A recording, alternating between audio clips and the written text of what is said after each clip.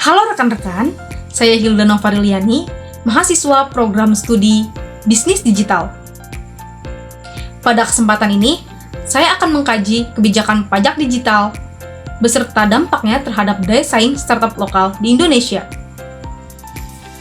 Presentasi ini disusun sebagai kontribusi nyata dalam merumuskan regulasi yang adil dan efektif bagi ekosistem digital nasional. Tanpa berlama-lama, langsung saja kepada pokok bahasan ini.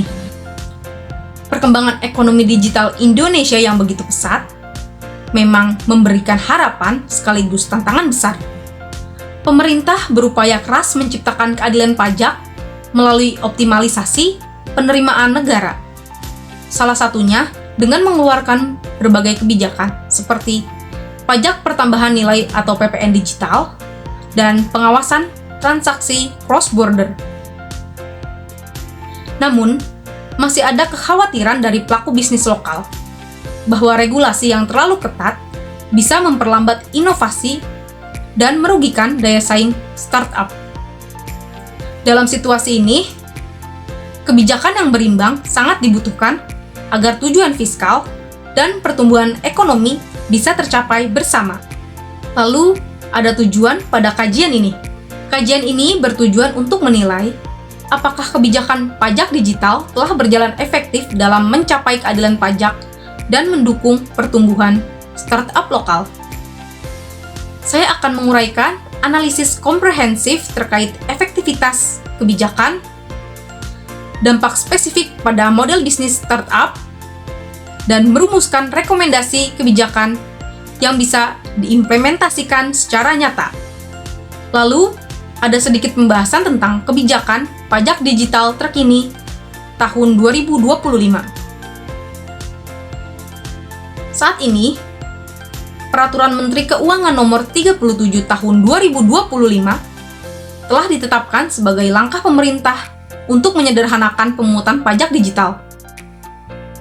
Pajak penghasilan final sebesar 0,5% atas omset digital melalui platform kini diberlakukan dengan penunjukan marketplace sebagai pemungut, sehingga proses lebih efisien. Penting juga dicatat, pelaku usaha skala kecil mendapat perlakuan khusus demi menjaga momentum pertumbuhan mereka. Sebuah langkah positif untuk memastikan keberlanjutan inovasi startup Indonesia. Berikutnya terdapat analisis efektivitas. Peraturan Menteri Keuangan Nomor 37 Tahun 2025 terbukti sukses memperluas basis wajib pajak digital, meningkatkan akurasi pelaporan, dan menambah kepatuhan. Pengawasan yang lebih ketat lewat platform didukung sistem digital telah menciptakan efisiensi dalam pemungutan pajak.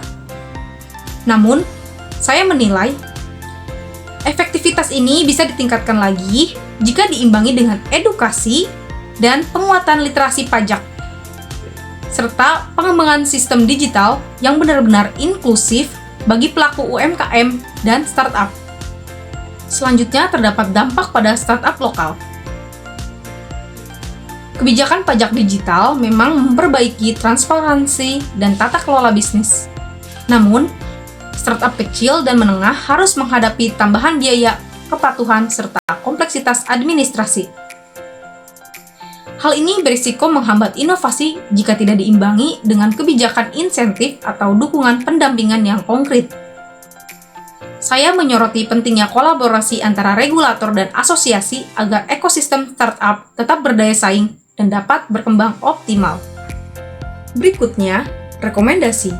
Saya akan memberikan beberapa rekomendasi. Berdasarkan analisis, saya merekomendasikan penyederhanaan prosedur dan digitalisasi layanan pajak untuk startup kecil sampai menengah, pemberian insentif dan perlakuan khusus bagi usaha pemula yang inovatif.